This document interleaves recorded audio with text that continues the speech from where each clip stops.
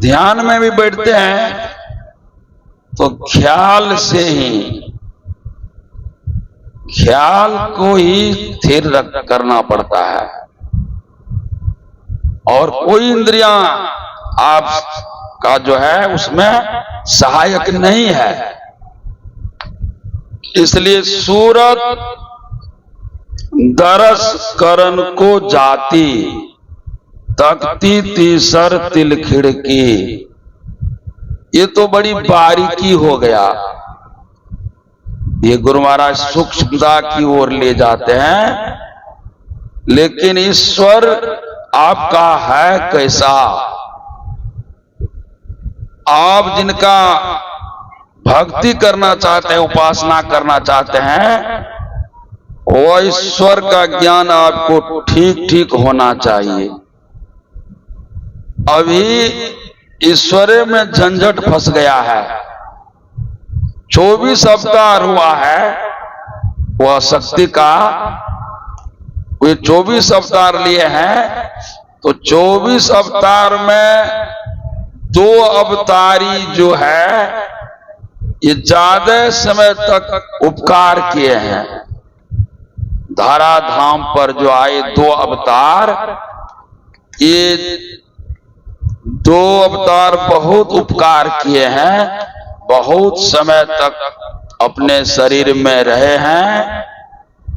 इसलिए ये 2 में ज्यादा उलझन, 2 के तरफ ज्यादा लोगों का झुकाव हो गया है।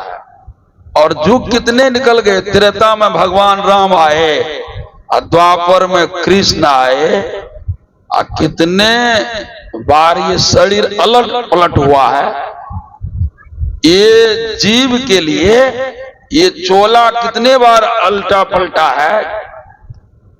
कौन कौन चोला धारण किए हैं, लेकिन जीव का ज्ञान जो है ये बरकरार है।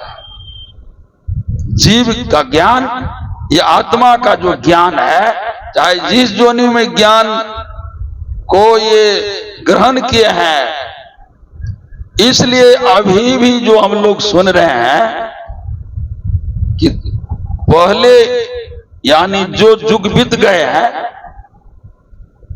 उस समय की बात को भी सुनते हैं तो समझ में आ जाती है। बहुत जल्दी से हम लोग समझ जाते हैं। इससे क्या साबित हो रहा है कि ये जो जीवात्मा है, राही है, मुसाफिर है, ये अभी तक राही का राही बना हुआ है, गंतव्य स्थान तक नहीं पहुंच पाया है, लक्ष्य तक नहीं पहुंच पाया है। इसलिए भगवान राम आए और वे भी समझाए।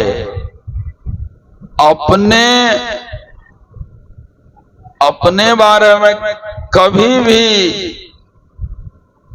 अपने को ईश्वर नहीं साबित किए। बराबर उपदेश हुआ भगवान राम के बारे में। पार्वती जी को मोह हो गया। पार्वती जी के मोह को दूर करने के लिए भगवान शंकर को बहुत उपदेश करना पड़ा। गरुड़ जी को मोह हो गया। गरुड़ जी के मोह को दूर करने के लिए कागभूषुंडी को बहुत उपदेश करना पड़ा। यानी जिनको जिनको वह राम के बारे में भ्रम हुआ, मोह हुआ, महापुरुष उनको बहुत समझाए और मोह को दूर कर दिए।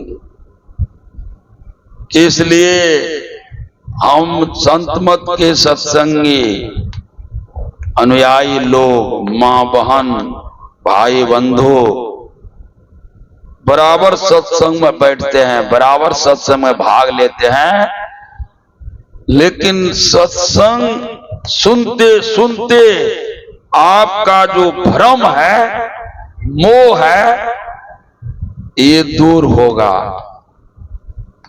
और जिस रोज एक सर्वेश्वर पर अचल विश्वास, यानी एक सर्वेश्वर पर आपका अडिग विश्वास हो जाएगा, अचल विश्वास हो जाएगा।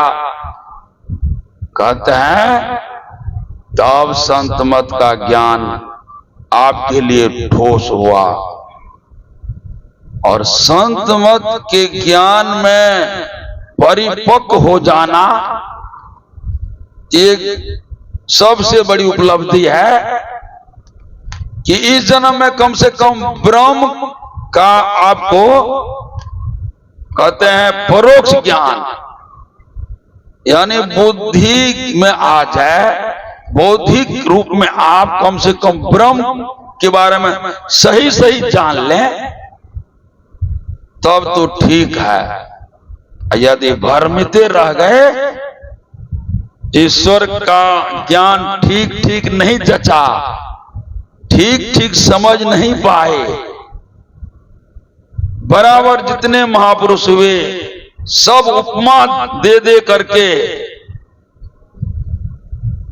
ईश्वर स्वरूप को जनाए, लेकिन हम लोग समझ नहीं पा रहे हैं। मोटा भगवान से मन हट नहीं रहा है। काहे तो मन के द्वारा, इंद्रियां के द्वारा हम यानी चाहते हैं कि मनाने के लिए, तो इनके लिए क्या होना चाहिए? क्या मोटा वाला सब चाहिए, रूप वाला सब चाहिए ना, नकल वाला चाहिए। ये मोटा का जो सबरों से पूजा पाठ करते हैं, सब देरों से जो पकड़े हुए हैं, महीन के तरफ नहीं जा रहे हैं, महीन के तरफ मन नहीं लग रहा है। क्योंकि हमारे कबीर साहब कहते हैं कि जैसा कहते हैं वैसा वह ईश्वर है नहीं। ये तो बड़ी अचंभे की बात है कि साधु पुरुष कहते हैं, महापुरुष कहते हैं, जो पहुंचे हुए ज्ञानी जन है, उनका कहना है कि जैसा कहते हैं वैसा वह ईश्वर है नहीं। तो कैसा है भाई? तो उनका कोई नमूने नहीं है।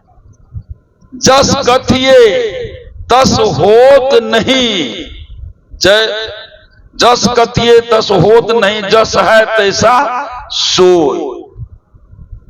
कहते तो फिर कहते क्यों जा रहे हैं? जितने महापुरुष आए सब ईश्वर के बारे में समझाए, सब कहने का प्रयास किए, लेकिन फिर कहते कहते कह देते हैं कि जैसा कहते हैं वैसा वो है नहीं।